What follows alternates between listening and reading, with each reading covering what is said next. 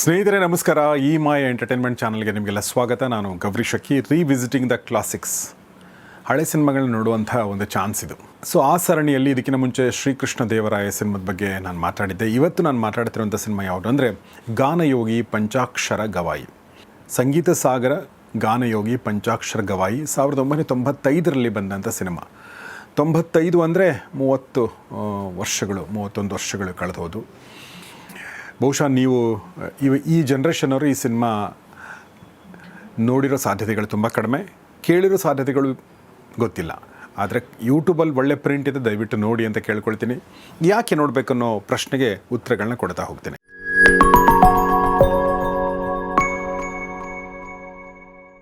ಸ್ನೇಹಿತರೆ, ನಮ್ಮ ಕರ್ನಾಟಕ, ನಮ್ಮ ಕನ್ನಡ ನಾಡು ಶರಣರ ನಾಡು, ಸಂತರ ನಾಡು ಅಂತ ನಾವು ಯಾವಾಗಲೂ ಹೇಳ್ತಿರ್ತೀವಿ. ಈ ಶರಣರು ಸಂತರು ಅಂದರೆ ಯಾರು?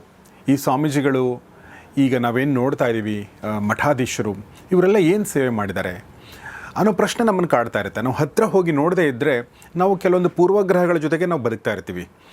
ಆದರೆ ಉತ್ತರ ಕರ್ನಾಟಕದ ಒಂದು ಪುಟ್ಟ ಹಳ್ಳಿ, ಹಾನಗಲ್ನ ಒಂದು ಹಳ್ಳಿಯಲ್ಲಿ ಹುಟ್ಟಿದಂಥ ಒಬ್ಬ ವ್ಯಕ್ತಿ, ಆತ ಬೈ ಬರ್ತ್ ಅಂಧ, ಒಂಥರ ಶಾಪಗ್ರಸ್ತ. ಆ ವ್ಯಕ್ತಿ ದೊಡ್ಡವನಾಗಿ ಬೆಳೆದು ಇಡೀ ಉತ್ತರ ಕರ್ನಾಟಕದ ಅಂಧ ಮಕ್ಕಳಿಗೆ, ಅಂಗವಿಕಲ ಮಕ್ಕಳಿಗೆ ಬೆಳಕಾಗಿದ್ದು ಹೇಗೆ ಅನ್ನೋದನ್ನು ತೋರಿಸುವಂಥ ಸಿನಿಮಾ ಇದು. ಅದುವೇ ಗಾನಯೋಗಿ ಪಂಚಾಕ್ಷರ ಗವಾಯಿ.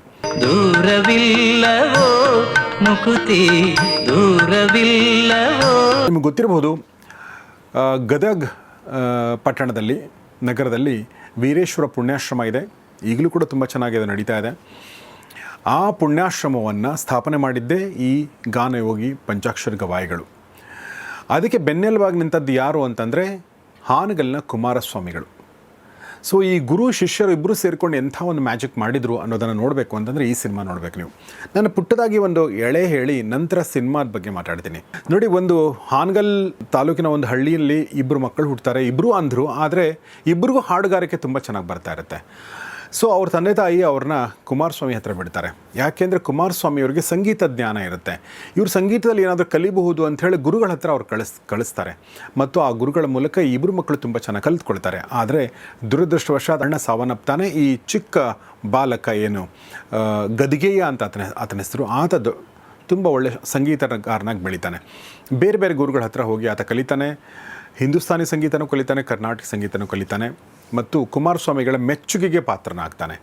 ಅದಾದ ನಂತರ ಈ ಕಥೆಯಲ್ಲಿ ಬರುವಂಥ ಒಂದು ಭಾಳ ಇಂಟ್ರೆಸ್ಟಿಂಗ್ ಟ್ವಿಸ್ಟ್ ಇದು. ನೋಡಿ, ಇಂಥ ಕಥೆಗಳನ್ನ ನಾವು ಘನ ಗಂಭೀರವಾಗಿರ್ತವೆ ಅಂತ ನಾವು ನಾರ್ಮಲಾಗಿ ಮಾತಾಡಲ್ಲ ಇವರು ಅನ್ನೋ ಥರ ನಾವು ಅನ್ಕೋತೀವಿ. ಆದರೆ ಇದರಲ್ಲಿ ಆ ಥರ ಮಾಡಿಲ್ಲ. ತುಂಬ ಸಿಂಪಲ್ಲಾಗಿರೋ ವಿಚಾರಗಳನ್ನ ಕೂಡ ತೊಗೊಂಡು ಬಂದಿದ್ದಾರೆ. ನಿರ್ದೇಶನದ ಬಗ್ಗೆ ನಾನು ಮಾತಾಡ್ತೀನಿ, ಬಟ್ ಕಥೆ ಬಗ್ಗೆ ನಾನು ಹೇಳ್ತಾ ಇರೋದ್ರಿಂದ, ಯಾವಾಗ ಯುವಕನಾಗ್ತಾನೆ ಈ ಗಾನಯೋಗಿ ಪಂಚಾಕ್ಷರಿ, ಅಂದರೆ ಆತ ಸ್ವಾಮಿ ಆಗಿಲ್ಲ, ಹೀಗಾಗಿ ಅವನು ಅಂತ ಇದ್ದೀನಿ. ಯುವಕನಾದಾಗ ಈತನಿಗೆ ಒಂದು ಆಸೆ ಬರುತ್ತೆ, ನಾನು ಮದುವೆ ಆಗಬೇಕು ಅಂತ. ಎಲ್ಲೋ ಒಂದು ಕಡೆ ಹಳ್ಳಿ ಹೋದಾಗ ಆತನಿಗೆ ಹೆಣ್ಣಿನ ಸದ್ದು ಕೇಳಿ ವಯೋಸಹಜ ಕಾಮನೆಗಳು ಉಕ್ಕಿ ಹರಿತವೆ. ಆಗ ಬಂದು ಸ್ವಾಮಿಗಳ ಹತ್ರ, ಅಂದರೆ ಕುಮಾರಸ್ವಾಮಿಗಳ ಹತ್ರ ಹೇಳ್ತಾನೆ, ನಾನು ಮದುವೆ ಆಗಬೇಕು ಅಂತಂದಾಗ ಅವ್ರು, ಬೇಡ ನೀನು ಮದುವೆ ಆಗಬೇಡ, ನೀನು ಸಮಾಜಕ್ಕೋಸ್ಕರ ಏನಾದರೂ ಮಾಡೋಣ. ಇಲ್ಲ ನಾನು ಮದುವೆ ಆಗಬೇಕು ಅಂತಾನೆ. ಆಯಿತು ಅಂತಾರೆ. ಅವಾಗ ಯಾವಾಗ ನನ್ನ ಹೆಣ್ಣು ಹುಡುಕ್ತೀರಿ ಅಂತಂದಾಗ ಅವರು ಏನಂತಾರಂದರೆ, ಹಳ್ಳಕ್ಕೆ ಬೀಳಕ್ಕೆ ಎಷ್ಟೊಂದು ಆತುರ ಅಂತ ಅವ್ರ ಮಾತು. ಎಷ್ಟು ಚೆನ್ನಾಗಿದೆ ಆ ಡೈಲಾಗ್ ಅಂದರೆ ಈ ಕಡೆ ನೀವು ಗಂಭೀರವಾಗಿ ತೊಗೋಬಹುದು, ಅದನ್ನು ತುಂಬ ತಮಾಷೆಯಾಗೂ ತೊಗೋಬಹುದು. ಸೊ ಆ ಥರ ನಾನು ಸಿನಿಮಾ ಅಂದರೆ ಒಂದು ಆ್ಯಸ್ ಅ ಸಿನಿಮಾ ಅದು ಗಂಭೀರವಾಗಿದ್ದುಕೊಂಡೇ ಅದು ಎಂಟರ್ಟೈನಿಂಗ್ ಕೂಡ ಆಗಬಹುದು ಅನ್ನೋದಕ್ಕೆ ಒಂದು ಉದಾಹರಣೆ ಕೊಟ್ಟೆ ನಾನು. ಅದಾದ ನಂತರ ಧೀರೇಂದ್ರ ಗೋಪಾಲ್ ಕ್ಯಾರೆಕ್ಟರ್ ಬಂದು ಈ ವ್ಯಕ್ತಿಗೆ, ಅಂದರೆ ಈ ಯುವಕನಿಗೆ ಬೈದು ಬುದ್ಧಿ ಹೇಳುತ್ತೆ. ಓಕೆ, ಅದಾದ ನಂತರ ಈ ಗದಿಗೆಯ ಪಂಚಾಕ್ಷರ ಗವಾಯಿ ಏನಾಗಿದ್ದಾರೆ, ಅವರು ತಪ್ಪಾಯಿತು ನಂದು ಅಂಥೇಳಿ ತಮ್ಮ ಜೀವನವನ್ನು ಈ ಅಂಧ ಮಕ್ಕಳ ಬದುಕಿಗೆ ಮೀಸಲಿಡ್ತಾರೆ. ಅದಾದಮೇಲೆ ಅವರು ಏನು ಮಾಡ್ತಾರೆ, ಹೇಗೆ ಬೆಳೆಯುತ್ತೆ, ಆಶ್ರಮ ಹೇಗೆ ಬೆಳೆಯುತ್ತೆ, ಏನು ಕಷ್ಟ ನಷ್ಟಗಳ ಅನುಭವಿಸ್ತಾರೆ, ಎಲ್ಲವನ್ನೂ ಕೂಡ ಈ ಸಿನಿಮಾದಲ್ಲಿ ಹೇಳ್ಕೊಂಡು ಹೋಗಲಾಗಿದೆ. ನೀವು ಖಂಡಿತ ನೋಡಿ. ಈ ಚಿತ್ರದ ನಿರ್ದೇಶನ ಮಾಡಿದ್ದು ಚಿಂದೋಡಿ ಫ್ಯಾಮಿಲಿಯ ಬಂಗಾರೇಶ್ ಅವರು. ಈ ಚಿತ್ರವನ್ನು ನಿರ್ಮಾಣ ಮಾಡಿದ್ದು ಚಿಂದೋಡಿ ಲೀಲಾ ಅಗೇನ್ ನಿಮಗೆ ಗೊತ್ತಿಲ್ಲದೇ ಇರಬಹುದು, ನಮ್ಮ ಕನ್ನಡ ರಂಗಭೂಮಿಯ ಪ್ರಖ್ಯಾತ ನಟಿ ಒಂದು ಕಾಲದಲ್ಲಿ, ಮತ್ತು ಅವರಿಗೆ ಪದ್ಮಶ್ರೀ ಪ್ರಶಸ್ತಿ ಕೂಡ ಸಿಕ್ಕಿದೆ. ಅವರು ಸಿನಿಮಾಗಳಲ್ಲೂ ಮಾಡಿದ್ದಾರೆ. ಆದರೆ ಜಾಸ್ತಿ ಅವ್ರ ಕಾಂಟ್ರಿಬ್ಯೂಷನ್ ಇರೋದು ರಂಗಭೂಮಿಗೆ. ನಾನು ಇತ್ತೀಚೆಗೆ ಒಂದು ಸಿನಿಮಾದ ಬಗ್ಗೆ ಮಾತಾಡಿದ್ದೆ, ಯಾವುದು ಅಂದರೆ ಶ್ರೀಕೃಷ್ಣ ದೇವಾಲಯ. ಆ ಸಿನಿಮಾದಲ್ಲಿ ಚಿಂದೋಡಿ ಲೀಲಾ ಅವರು ಕೂಡ ಒಂದು ಪಾತ್ರವನ್ನು ಮಾಡಿದ್ದಾರೆ. ಓಕೆ, ಅವರು ಇದನ್ನು ನಿರ್ಮಾಣ ಮಾಡಿ ಬಂಗಾರೇಶ್ ಅವರು ನಿರ್ದೇಶನ ಮಾಡಿದ್ದಾರೆ. ಇಂಥ ಸಿನಿಮಾಗಳಿಗೆ ಇದರಲ್ಲಿ ಇನ್ನೊಂದು ವಿಶೇಷ ಅಂದರೆ, ಈ ಥರ ಆರ್ಟ್ ಅಂತ ನಾವೇನು ಕರಿತೀವಿ ಅಂಥ ಸಿನಿಮಾಗಳಲ್ಲಿ ಪ್ರೊಡಕ್ಷನ್ ವ್ಯಾಲ್ಯೂಸ್ ಅಷ್ಟೊಂದು ಚೆನ್ನಾಗಿರಲ್ಲ, ಕೆಲವೊಂದು ಸಲ ಕಡಿಮೆ ಬಜೆಟಲ್ಲಿ ಮಾಡ್ತಾರೆ. ಆದರೆ ಇದರಲ್ಲಿ ಯಾವುದೇ ಕಾಂಪ್ರಮೈಸನ್ನು ಮಾಡ್ಕೊಂಡಿಲ್ಲ. ಹರಿದಾಸ್ ಅವರ ಸಿನಿಮಾ ಛಾಯಾಗ್ರಹಣ ಎಷ್ಟು ಚೆನ್ನಾಗಿದೆ ಅಂತಂದರೆ, ತುಂಬ ಯೋಚನೆ ಮಾಡಿಕೊಂಡು ಫ್ರೇಮ್ಗಳನ್ನ ಇಟ್ಟಿದ್ದಾರೆ, ಯೋಚನೆ ಮಾಡಿಕೊಂಡು ಲೊಕೇಶನ್ಗಳನ್ನ ಹುಡುಕೊಂಡಿದ್ದಾರೆ. ಅಂದರೆ ಆ ಸಿನಿಮಾಗೆ ಏನು ಬೇಕೋ ಅದನ್ನು ನ್ಯಾಯಯುತವಾಗಿ ಪ್ರಾಮಾಣಿಕವಾಗಿ ಒದಗಿಸಿದ್ದಾರೆ. ಸೊ ಅದು ಈ ಸಿನಿಮಾದ ಪ್ರತಿಯೊಂದು ಫ್ರೇಮಲ್ಲೂ ಕೂಡ ಕಾಣುತ್ತೆ. ಸೊ ಆಮೇಲೆ ಹಾಡುಗಳು, ಸಂಗೀತ ಕೊಟ್ಟಂಥದ್ದು ಹಂಸಲೇಖ ಅವರು ಹಾಡುಗಳನ್ನ ಬರೆದಿದ್ದಾರೆ. ತಾನ್ಸೇನ್ ಅವರು ಹಾಡುಗಳನ್ನ ಬಳಸ್ಕೊಂಡಿದ್ದಾರೆ. ಸರ್ಪಭೂಷಣ ಸ್ವಾಮಿಗಳ ಹಾಡನ್ನು ಬಳಸ್ಕೊಂಡಿದ್ದಾರೆ. ಸ್ವತಃ ಪಂಚಾಕ್ಷರಿ ಗವಾಯಿಯವರ ಹಾಡುಗಳನ್ನ ಕೂಡ ಬಳಸ್ಕೊಂಡಿದ್ದಾರೆ. ಅವರಿಗೆ ಪ್ರಶಸ್ತಿ ಕೂಡ ಸಿಗುತ್ತೆ. ಅಂದರೆ ಒಟ್ಟಾರೆಯಾಗಿ ಸಿನಿಮ್ಯಾಟಿಕ್ ವ್ಯಾಲ್ಯೂ ತುಂಬ ಚೆನ್ನಾಗಿ ಈ ಸಿನಿಮಾದಲ್ಲಿ ತೋರಿಸಲಾಗಿದೆ. ಕೊನೆಯದಾಗಿ ಒಂದು ಮಾತನ್ನು ಹೇಳಬೇಕಂದ್ರೆ, ಸಿನಿಮಾದ ಸಂಬಂಧಪಟ್ಟಂತೆ ಆ ಮಾತೇನೆಂದರೆ, ಈ ಕೊನೆಯ ಸೀನ್ ಇದೆಯಲ್ಲ ಈ ಸಿನಿಮಾದ್ದು, ನೀವು ನೋಡಿದರೆ ಇನ್ನೊಂದು ಸಲ ನೋಡ್ತೀರ ನೀವು. ಅಷ್ಟು ಚೆನ್ನಾಗಿ ಆ ಒಂದು ಸೀನನ್ನು ಮಾಡಲಾಗಿದೆ. ಅದಕ್ಕೆ ಮುಖ್ಯ ಕಾರಣ ಯಾರು ಅಂದರೆ, ಈ ಒಂದು ಪಾತ್ರವನ್ನು ಮಾಡಿರುವಂಥ ಗಾನಯೋಗಿ ಪಂಚಾಕ್ಷರ ಗವಾಯಿಗಳ ಪಾತ್ರವನ್ನು ಮಾಡಿರುವಂಥ ಲೋಕೇಶ್ ಅವರು. ಈಗ ನಾನು ನಟರ ಬಗ್ಗೆ ಮಾತಾಡ್ತೀನಿ. ಬಾಲ ಗವಾಯಿಯಾಗಿ ಮಾಡಿದ್ದು ವಿಜಯ ರಾಘವೇಂದ್ರ ಅವರು ಅದ್ಭುತವಾಗಿ ಮಾಡಿದ್ದಾರೆ. ಅಷ್ಟೇ ಅದ್ಭುತವಾಗಿ ಲೋಕೇಶ್ ಅವರು ಮಾಡಿದ್ದಾರೆ ಅಡಲ್ಟ್ ಹುಡ್ನಲ್ಲಿ. ಸೊ ಅವ್ರು ನೋಡ್ತಾ ಇದ್ದರೆ ಇವರೇ ಪಂಚಾಕ್ಷರ ಗವಾಯಿಗಳು ಅಂತ ಅನಿಸುತ್ತೆ. ಮತ್ತು ಅಂಧನ ಪಾತ್ರವನ್ನು ಮಾಡುವಂಥದ್ದು ಇದೆಯಲ್ಲ, ಇಟ್ಸ್ ನಾಟ್ ಈಸಿ ಥಿಂಗ್. ಅಂಧನಾಗಿ ನಟಿಸೋದು ಅಂದರೆ ಕಣ್ಣು ಇಲ್ಲೇ ಇರೋ ಥರ ನಟಿಸೋದು. ಹೇಗೆ ಅಂದರೆ, ನಮಗೆ ನಾವು ಕಣ್ಣು ಮುಚ್ಕೊಂಡು ಅನ್ಕೋತೀವಿ ನಾವು ಅಂಧ ಅದೇ ಅಂತೇಳಿ. ಹಂಗಲ್ಲ ಅದು. ಬೈ ಬರ್ತ್ ಇಡೀ ಜಗತ್ತನ್ನೇ ನೋಡಿದ್ರು, ಬೆಳಕನ್ನೇ ನೋಡಿರೋಂಥ ವ್ಯಕ್ತಿ ಯಾವ ಥರ ಯೋಚನೆ ಮಾಡ್ತಾನೆ ಅನ್ನೋದು ಬೇರೆ ಥರ ಇರುತ್ತೆ. ಅದು ನಿಮಗೆ ಹೊಳೆಯೋಕ್ಕೆ ಸಾಧ್ಯ ಇಲ್ಲ.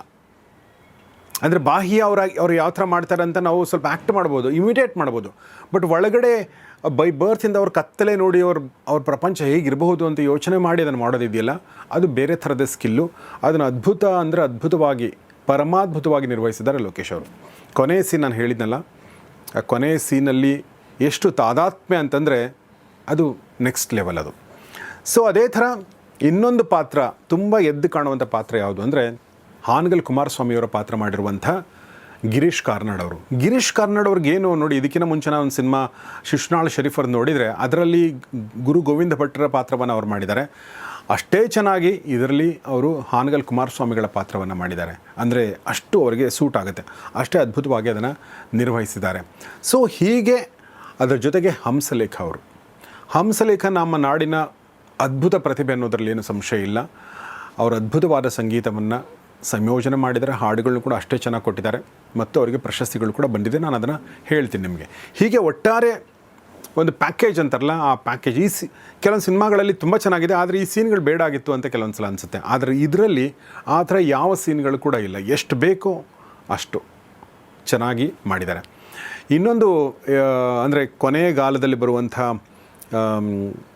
ಅಂದರೆ ಪಂಚಾಕ್ಷರ ಗವಾಯಿಗಳ ಕೊನೆಗಾಲದಲ್ಲಿ ಅವರಿಗೆ ಸಾಕಷ್ಟು ಜನ ಡೊನೇಷನ್ ಕೊಡ್ತಾರೆ. ಅಂಥ ಡೊನೇಷನ್ ಕೊಟ್ಟಂಥ ಒಬ್ಬ ವ್ಯಕ್ತಿ ಯಾರು ಅಂದರೆ ಬಸ್ರಿಗಿಡದ ವೀರಪ್ಪ. ಅವರ ಪಾತ್ರ ಕೂಡ ತುಂಬ ಚೆನ್ನಾಗಿ ಬಂದಿದೆ. ಸೊ ಹಾಗೆ ಸುಮಾರು ಒಳ್ಳೆ ಪಾತ್ರಗಳನ್ನ ಇಟ್ಕೊಂಡು, ಆಮೇಲೆ ನಾನು ಮರ್ತೆ ಇನ್ನೊಂದು ಹೇಳಲೇಬೇಕು, ಒಬ್ಬ ಗುರುವಾಗಿ ಪಾತ್ರ ಮಾಡಿದ್ದು ಯಾರು ಅಂದರೆ ನಮ್ಮ ಕನ್ನಡ ನಾಡಿನ ಕುಮಾರತ್ರಯರು, ಅಂದರೆ ಉದಯ್ ಕುಮಾರ್, ರಾಜ್ಕುಮಾರ್ ಮತ್ತು ಇನ್ನೊಬ್ಬ ಕಲ್ಯಾಣ್ ಕುಮಾರ್. ಆ ಕಲ್ಯಾಣ್ ಕುಮಾರ್ ಅವರು ಇದರಲ್ಲಿ ಗುರುವಿನ ಪಾತ್ರವನ್ನು ಮಾಡಿದ್ದಾರೆ. ಅಷ್ಟೇ ಅದ್ಭುತವಾಗಿ ಅವರು ಕೂಡ ಮಾಡಿದ್ದಾರೆ. ಜೊತೆಗೆ ಕನ್ನಡ ನಾಡಿನ ರಂಗಭೂಮಿಯ ಇನ್ನೊಬ್ಬ ಅದ್ಭುತವಾದ ರಂಗ ಪ್ರತಿಭೆ ಏಣಿಗಿ ಬಾಳಪ್ಪನವರು ಕೂಡ ಒಂದು ಪಾತ್ರವನ್ನು ಮಾಡಿದ್ದಾರೆ. ಆ ಜೊತೆಗೆ ಇನ್ನೊಂದು ಪಾತ್ರವನ್ನು, ಒಂದು ಪುಟ್ಟ ಪಾತ್ರದಲ್ಲಿ ಕಾಣಿಸ್ಕೊಂಡದ್ದು ಯಾರು ಅಂತಂದರೆ ಗುಡಿಗೇರಿ ಬಸವರಾಜ್ ಅವರು. ಸೊ ಹೀಗೆ ಸಾಕಷ್ಟು ರಂಗಭೂಮಿ ಕಲಾವಿದರು, ಸಿನಿಮಾ ಕಲಾವಿದರು ಎಲ್ಲರನ್ನೂ ಸೇರಿಕೊಂಡು ಈ ಒಂದು ಸಿನಿಮಾನ ಮಾಡಲಾಗಿದೆ. ಒಂದು ಸೀನ್ ಹೇಳಿ ನಾನು ಇದನ್ನು ಮುಗಿಸ್ತೀನಿ. ಆ ಸೀನ್ ಏನಂದರೆ ನೋಡಿ, ಒಂದು ಸಲ ಈ ಪಂಚಾಕ್ಷರ ಗವಾಯಿಗಳು ತಮ್ಮ ಶಿಷ್ಯನ ಜೊತೆ ಹಿಂಗೆ ಹೋಗ್ತಿರ್ಬೇಕಾದ್ರೆ ಒಂದು ಮನೆಯಲ್ಲಿ ಒಂದು ತಾಮ್ರದ ತಂಬಿಗೆ ಅದು ಉರುಳಿ ಬೀಳುತ್ತೆ. ಉರುಳಿ ಬಿದ್ದ ತಕ್ಷಣ ಅದು ಸೌಂಡ್ ಬರುತ್ತಲ್ಲ, ಪಂಚಾಕ್ಷರ ಗವಾಯಿಗಳು ಹೇಳ್ತಾರೆ, ನೋಡಿ ಈ ತಂಬಿಗೆ ಇದೆಲ್ಲ ಇದು ನಮ್ಮದೇ, ಇದು ನಾವು ಆ ಒಂದು ನಾಟಕ ಕ್ಯಾಂಪ್ ಮಾಡಿದ್ವಲ್ಲ ಅಲ್ಲಿ ಕಳ್ಕೊಂಡಿದ್ವಿ, ನೋಡಿ ಕೇಳಿ ಹೋಗು ಅಂತಂತಾರೆ. ಕೇವಲ ಅದು ಉರುಳಿ ಬಿದ್ದಿರೋ ಸೌಂಡ್ ಕೇಳಿ ಅವ್ರು ಹೇಳ್ತಾರೆ ಈ ತಂಬಿಗೆ ನಮ್ಮದು ಅಂತ. ಆ ಶಿಷ್ಯ ಹೋಗಿ ಕೇಳ್ತಾನೆ ಆ ಹೆಣ್ಮಗಳಿಗೆ. ಅಮ್ಮ ಇದು ಎಲ್ಲಿ ಸಿಕ್ತು ನಿಮಗೆ, ಇದು ನಮ್ಮದು ಅಂತಂದಾಗ, ಹೌದಾ ಇದನ್ನ ಯಾರೋ ನಂಗೆ ಮಾರಾಟ ಮಾಡಿದ್ರು, ನನಗೆ ಗೊತ್ತಿಲ್ಲ ನಿಮ್ಮದು ಅಂತ ಹೇಳಿ ಚೆಕ್ ಮಾಡಿ ಅಂತಂತಾರೆ. ನೋಡಿದ್ರೆ ಅದ್ರ ಮೇಲೆ ಆ ಮಠದ ಹೆಸರು ಇರುತ್ತೆ. ಇದು ನಿಜವಾಗ್ಲೂ ನಡೆದಿರೋ ಘಟನೆನೇ ಇರ್ಬೋದು ನನ್ನ ಪ್ರಕಾರ, ಸುಮ್ಮನೆ ಕಲ್ಪನೆ ಮಾಡ್ಕೊಳ್ಳೋಕೆ ಗೊತ್ತೂ ಆಗಲ್ಲ ಇಂಥದ್ದು. ಸೊ ಈ ಥರ ನಿಜವಾಗ್ಲೂ ನಡೆದಿರೋ ಘಟನೆಗಳನ್ನ ಆಧರಿಸಿ ಈ ಸಿನಿಮಾನ ಮಾಡಲಾಗಿದೆ. ಇನ್ನು ಈ ಸಿನಿಮಾಗೆ ಬಂದಿರೋ ಪ್ರಶಸ್ತಿಗಳ ಬಗ್ಗೆ ನಾನು ನಿಮ್ಗೆ ಹೇಳಲೇಬೇಕು. National film award for best music direction ಸಿಕ್ಕಿದೆ ಹಂಸಲೇಖ ಅವರಿಗೆ 95ರದು. ಅದರ ಜೊತೆಗೆ SP ಬಾಲಸುಬ್ರಹ್ಮಣ್ಯ ಅವರಿಗೆ national film award for best male playback singer ಸಿಕ್ಕಿದೆ. ಯಾವ ಹಾಡಿಗೆ ಅಂದರೆ ಉಮಂಡು ಘಮಂಡು ಅನ್ನೋ ಒಂದು ತಾನ್ಸೇನ್ ಅವರ ರಚನೆ, ಅದನ್ನು ಹಾಡಿರುವ ಸಿಕ್ಕಿದೆ. ಇನ್ನು ಕರ್ನಾಟಕ ರಾಜ್ಯದ ಸರ್ಕಾರದ ಪ್ರಶಸ್ತಿಗಳು ಕೂಡ ಸಿಕ್ಕಿದೆ. 95-96ರ ರಾಜ್ಯದ Karnataka state film award for first best film, ಶ್ರೇಷ್ಠ ಚಿತ್ರ, ಮೊದಲನೇ ಶ್ರೇಷ್ಠ ಚಿತ್ರ ಅದು ಪ್ರಶಸ್ತಿ ಸಿಕ್ಕಿದೆ ಈ ಸಿನಿಮಾಗೆ. ಮತ್ತು ಹಂಸಲೇಖ ಅವರಿಗೆ ಬೆಸ್ಟ್ ಮ್ಯೂಸಿಕ್ ಡೈರೆಕ್ಷನ್ ಪ್ರಶಸ್ತಿ ಸಿಕ್ಕಿದೆ. ಮತ್ತು ಗಿರೀಶ್ ಕಾರ್ನಾಡ್ ಅವರಿಗೆ ಬೆಸ್ಟ್ ಸಪೋರ್ಟಿಂಗ್ ಆ್ಯಕ್ಟರ್ ಪ್ರಶಸ್ತಿ ಕೂಡ ಸಿಕ್ಕಿದೆ. ಲೋಕೇಶ್ ಅವ್ರಿಗೆ ಯಾಕೆ ಸಿಕ್ಕಿಲ್ಲ ನನಗೆ ಗೊತ್ತಿಲ್ಲ. ಪ್ರಾಯಶಃ ಗಿರೀಶ್ ಕಾರ್ನಾಡ್ ಅವ್ರು ಚೆನ್ನಾಗಿ ಮಾಡಿಲ್ಲ ಅಂತಲ್ಲ, ಬಟ್ ಲೋಕೇಶ್ ಅವ್ರಿಗೆ ಸಿಕ್ಕಿದ್ರೆ ಇನ್ನೂ ಚೆನ್ನಾಗಿರ್ತೈತೆ ಅಂತ ನನಗನ್ಸುತ್ತೆ. ಬಟ್ ಕೆಲವೊಂದು ಸಲ ಗೊತ್ತಾಗಲ್ಲ. ಸೊ ಹಾಗೆ ಸಂಗೀತ ಸಾಗರ, ಗಾನಯೋಗಿ, ಪಂಚಾಕ್ಷರ ಗವಾಯಿಗಳ ಈ ಸಿನಿಮಾ ನೋಡಲೇಬೇಕಾದ ಸಿನಿಮಾಗಳಲ್ಲಿ ಒಂದು. ಇತ್ತೀಚೆಗೆ ನನ್ನ ಸ್ನೇಹಿತರ ಜೊತೆ ನಾನು ಮೈಸೂರಿಂದ ಬರ್ತಿರ್ಬೇಕಾದ್ರೆ ಅವರು ಕೆಲವೊಂದು ಸಿನಿಮಾಗಳ ಬಗ್ಗೆ ಮಾತಾಡ್ತಿರ್ಬೇಕಾದ್ರೆ ಈ ಸಿನಿಮಾನ ಹೇಳಿದರು. ನಾನು ತುಂಬ ಹಿಂದೆ ನಾನು ನೋಡಿರುವಂಥ ನೆನಪಿದೆ, ಬಟ್ ನನಗೆ ಭಾಳಷ್ಟು ನೆನಪು ಹೋಗಿತ್ತು. ಸೊ ಹೀಗಾಗಿ ಮತ್ತೊಂದು ಸಲ ನೋಡೋಣ ಅನ್ನೋ ದೃಷ್ಟಿಯಿಂದ ಇದನ್ನು ನೋಡಿದೆ. ಭಾಳ ಖುಷಿಯಾಯಿತು. ಈ ಖುಷಿ ನಿಮಗೂ ಸಿಗಲಿ ಅನ್ನೋ ದೃಷ್ಟಿಯಿಂದ ಇದನ್ನು ನೋಡಿ ಅಂತ ಕೇಳ್ಕೊಳ್ತೀನಿ. ನಿಮ್ಮ ಅನಿಸಿಕೆಗಳನ್ನ ದಯವಿಟ್ಟು ಕಮೆಂಟ್ ಬಾಕ್ಸಲ್ಲಿ ತಿಳಿಸಿ. ನೋಡ್ತಾರೆ ಈ ಮಾಯೆ, ನೋಡ್ತಾರೆ ಒಳ್ಳೆ ಸಿನಿಮಾಗಳನ್ನ. ನಮಸ್ಕಾರ.